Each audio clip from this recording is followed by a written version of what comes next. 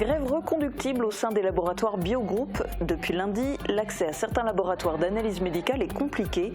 Des salariés ont mis en place un piquet de grève pour réclamer 7% d'augmentation et la mise en place d'un 13e mois. Médaille de la reconnaissance de la ville de Sarreguemines pour le consul. Sébastien Girard a eu droit à une cérémonie surprise dans le hall d'honneur de l'hôtel de ville en présence de nombreux invités. La municipalité a mis à l'honneur l'enfant du pays, consul général de France à Sarrebruck depuis 4 ans. 40e exposition individuelle pour Christiane Keupler. L'artiste peintre sarregueminoise est connue pour installer son chevalet en plein air.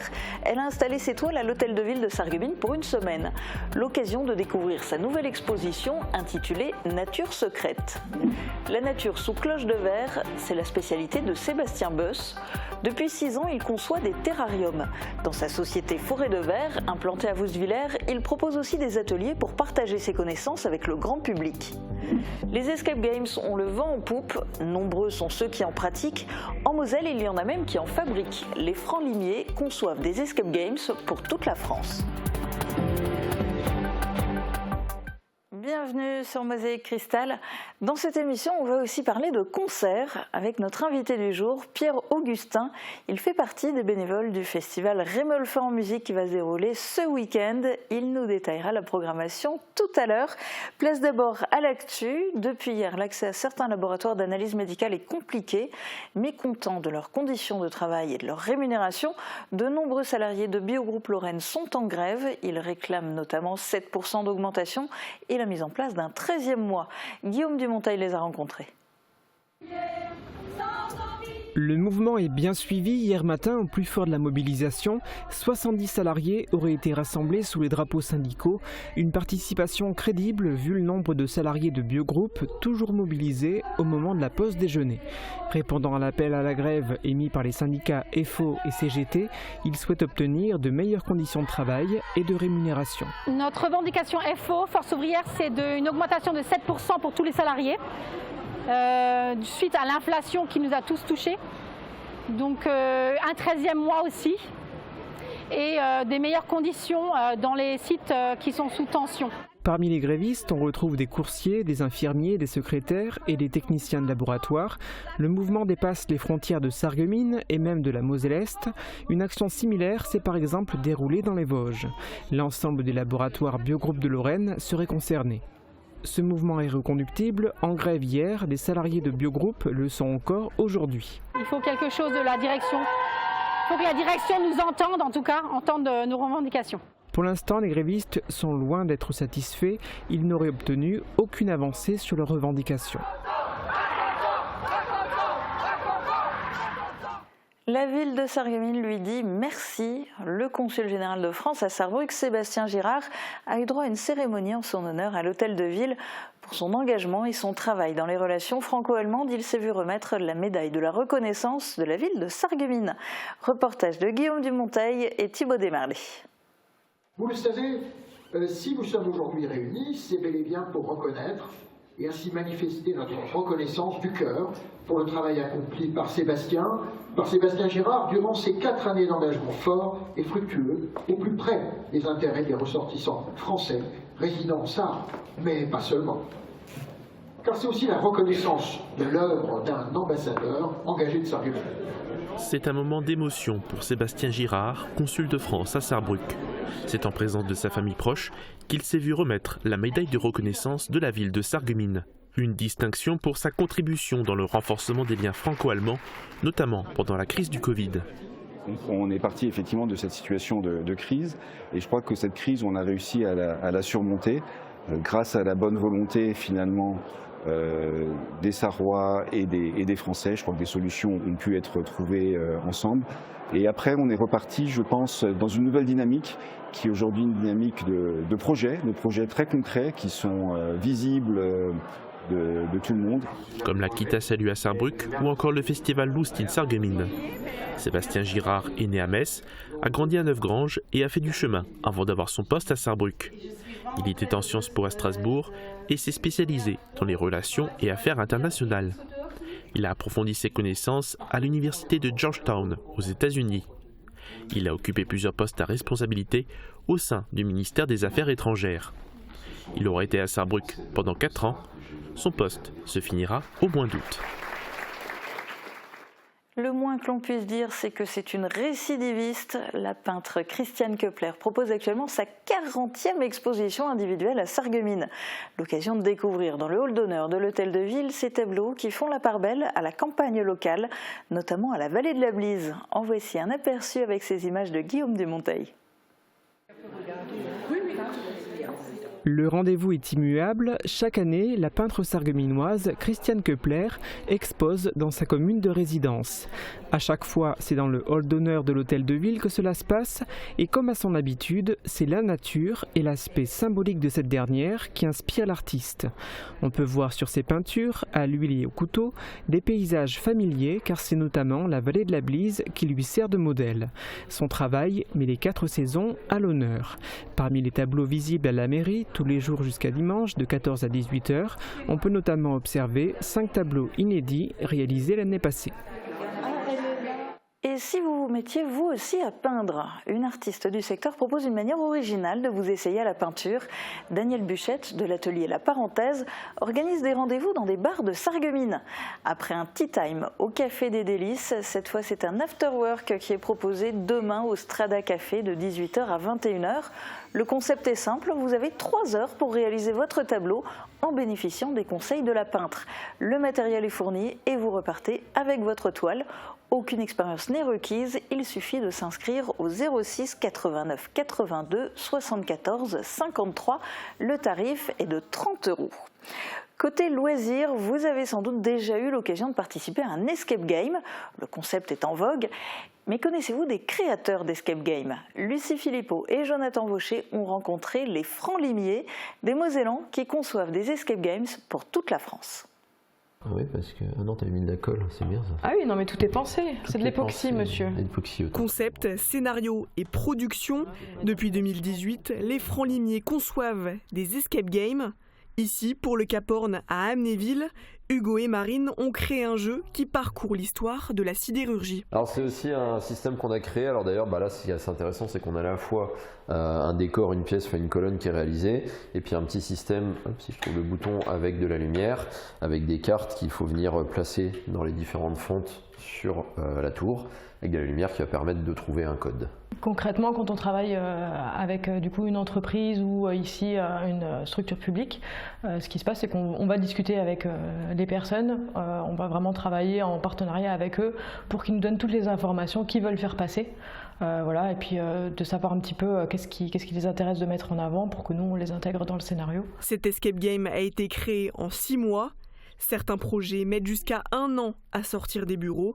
D'abord dans des locaux à Semécourt, les Francs-Limiers étaient game masters sur leur jeu, mais avec le Covid, la société s'est repensée. Désormais, ils exportent leur savoir-faire de conception partout en France. Quand on crée nous des jeux, on va vraiment créer des choses qui sont clés en main, où on va partir de la demande du client, du pitch de base, jusqu'à la livraison et même la formation. En électronique, on s'est formé de notre côté.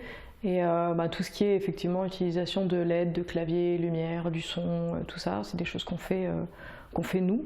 Et là, par exemple, quand on a des choses à faire de ce type-là, là, tu vois, c'est une découpe dans du métal, c'est un labyrinthe que du coup j'ai designé sur ordinateur et qu'après on envoie à des prestataires pour qu'ils fassent de la découpe, par exemple métal. Avec cette expérience, la société a conçu une étude qui sert chaque année de baromètre pour toute la France. On recense aujourd'hui 850 créateurs d'escape game. En moyenne, la Moselle compte une ouverture et une fermeture chaque année. Je pense que ça continue à ouvrir dans des zones qui sont un petit peu moins fréquentées. Dans les grandes villes, c'est quand même déjà assez, pas forcément saturé, ça dépend quand même des certaines régions de France. Mais dans l'étude qu'on a pu faire, on s'est rendu compte qu'effectivement là, depuis 2020-2021, on arrive à un plateau en fait. Les Francs-Limiers préparent déjà plusieurs projets pour cette année. Le prochain sera lancé d'ici l'été. Comment ça, c'est pas très en face? Dans un instant, on plonge dans l'univers du festival Rémolfa en musique, juste après les prévisions de Météo France pour demain. Couverture et zinguerie, une toiture Moder Habitat apporte sécurité, protection et pérennité par tous les temps.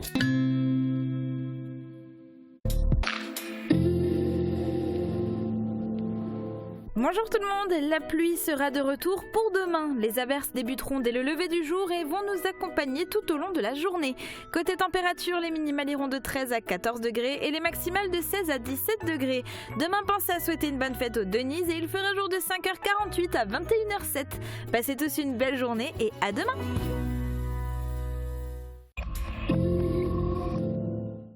La culture s'invite au pays de Beach. Rendez-vous samedi 18 mai pour la folie des années 80. Cookie Dingler, Patrick Hernandez, Jean-Pierre Madère et William de début de soirée seront sur scène et interpréteront des titres rassemblant toutes les générations. En fin de concert, musique des années 80 jusqu'au bout de la nuit avec DJ. Réservez votre place au siège de la communauté de communes du pays de Beach ou en ligne sur product-son.fr. Je pense que j'aurais besoin d'appareils auditifs, mais c'est sûrement trop cher et ça n'entrera pas dans mon budget. Un problème d'audition n'est pas à prendre à la légère. Il doit être traité au plus vite. Grâce au dispositif 100% santé, vos aides auditives sont prises en charge par la sécurité sociale et votre mutuelle. Vous n'aurez donc pas à vous soucier du prix des appareils.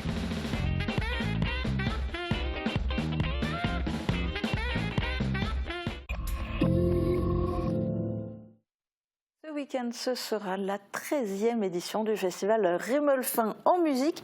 Pierre-Augustin, est-ce que vous êtes superstitieux? Est-ce que c'est un bon chiffre, le 13? C'est un très bon chiffre. Ça posera pas de soucis. C'est la 13e édition, mais ça fait 15 ans que ça existe. Alors on peut partir sur le 15 si on a un souci avec le 13. Alors le festival est organisé par l'Interassociation de Rémolfin en partenariat avec la commune de Rémolfin et la ville sarroise jumelée Sulzbach. Vous faites partie de la 60aine de bénévoles qui œuvrent pour ce festival, qui sont mobilisés. Mais vous, votre contribution, elle commence bien en amont du festival, puisque vous faites partie de l'équipe de programmation. Alors, expliquez-nous un petit peu comment vous choisissez les artistes, quels sont les critères, vous allez les chercher où? Alors, ça a fortement évolué. Disons que maintenant, le festival a sa petite renommée et c'est plutôt les artistes qui viennent nous demandent de venir chez nous.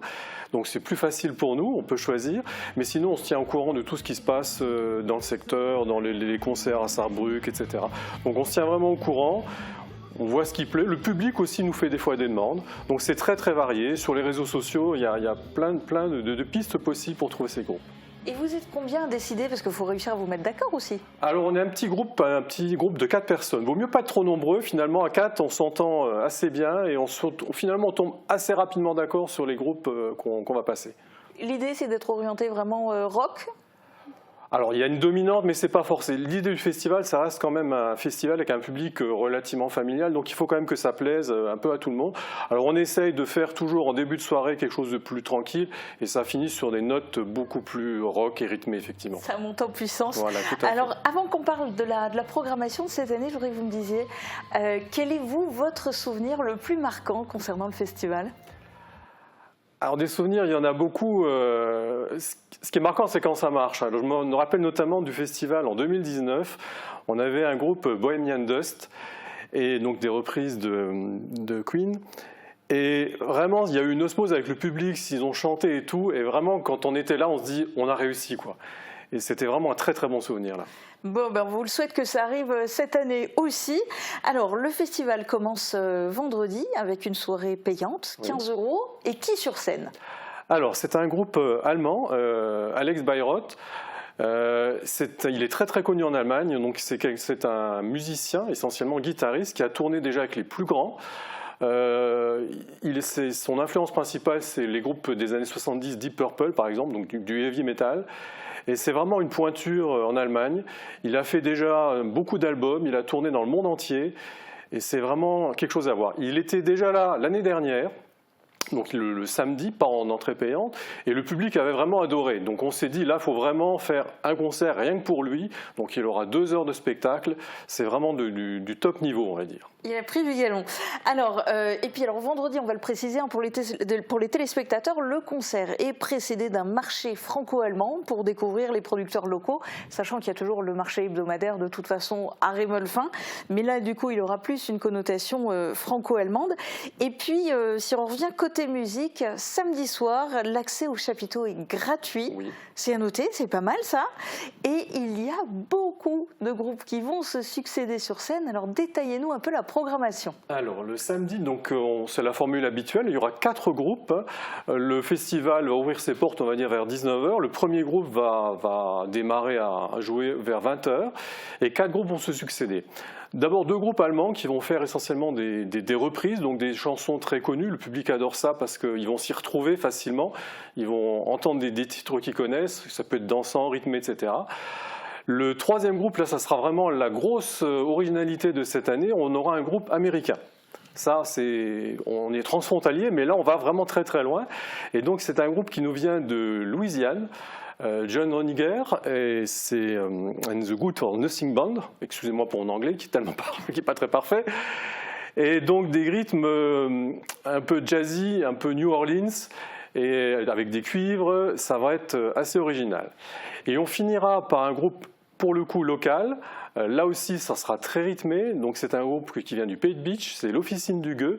Donc, on va être sur des notes irlandaise, de la musique celtique, folk rock, là aussi ambiance garantie, on garantit. Mais alors du coup, par exemple, le groupe que vous faites venir des États-Unis, alors je suppose qu'il est en tournée de toute façon dans le secteur, mais il vient finalement pour 1h15 de concert et pas pour une soirée complète. Pas pour une soirée complète. Alors c'est un groupe effectivement qui tourne, qui fait une tournée en Europe. D'ailleurs pour la petite histoire, c'est un groupe qu'on avait programmé pour l'édition 2020, qui n'a pas pu avoir lieu. Et ils sont de nouveau en tournée dans le secteur, en Allemagne notamment. Ils vont avoir une date à Saarbrück à quelques jours d'intervalle. Et donc ça a été l'occasion qu'ils reviennent chez nous. On leur a posé la question, on a dit d'accord. Aux bonnes dates, eh ben c'est bien. Alors tout ça, ça va se passer sur la place du château à Rémolfin. Et c'est sous chapiteau, ça veut dire que c'est maintenu quoi qu'il arrive. Quoi qu'il arrive, alors le chapiteau il est là, on n'est pas obligé de rester sous chapiteau, il y a sur tous les alentours, etc. Mais effectivement, en cas de pluie, mais on n'y croit pas, il y aura le chapiteau. Donc le festival aura lieu quoi qu'il arrive. Ok, donc pas d'excuses, allez-y, d'autant qu'une partie des bénéfices sera reversée, comme tous les ans, à l'association Agir Ensemble, qui finance du matériel médical à Sarreguemines pour les personnes atteintes de cancer. Et bien merci d'être venu témoigner, de raconter aussi un petit peu ce qui se passe dans les coulisses du côté des bénévoles. Et puis bon festival. On va finir cette émission avec un passionné de musique qui s'est mis au vert. Depuis 6 ans, Sébastien Buss s'est lancé dans la confection de terrariums, des compositions végétales miniature sous cloche en verre. Installé à Woustviller, il partage même son savoir-faire en organisant des ateliers. Emma Facchetti l'a rencontré dans son sous-sol aménagé en boutique et atelier. Au milieu de cette forêt de verre, les plantes, naturellement, elles vont essayer de coloniser le maximum d'espace. Sébastien taille cette fougère qui évolue sous cloche depuis 2 mois. La croissance est un peu rapide, mais en général, ce que je conseille, moi, c'est de vraiment laisser un terrarium évoluer. En fait, c'est ce qui fait tout l'intérêt du terrarium fermé. Si on n'intervient quasiment pas, ça va devenir un écosystème à part entière. Ça permet vraiment d'obtenir un équilibre.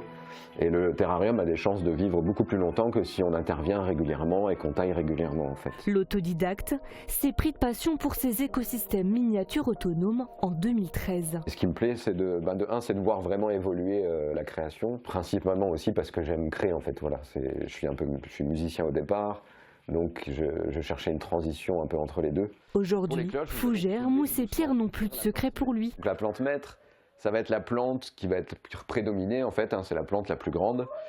Et ensuite, on ira chercher 1 ou 2 plantes secondaires ici. Des connaissances qu'il partage chaque semaine lors d'ateliers. Donc vous avez, je vous les présente un peu, c'est des plantes tropicales, mais voilà, il ne faut pas les sortir quand il gèle, voilà, c'est adapté aux intérieurs.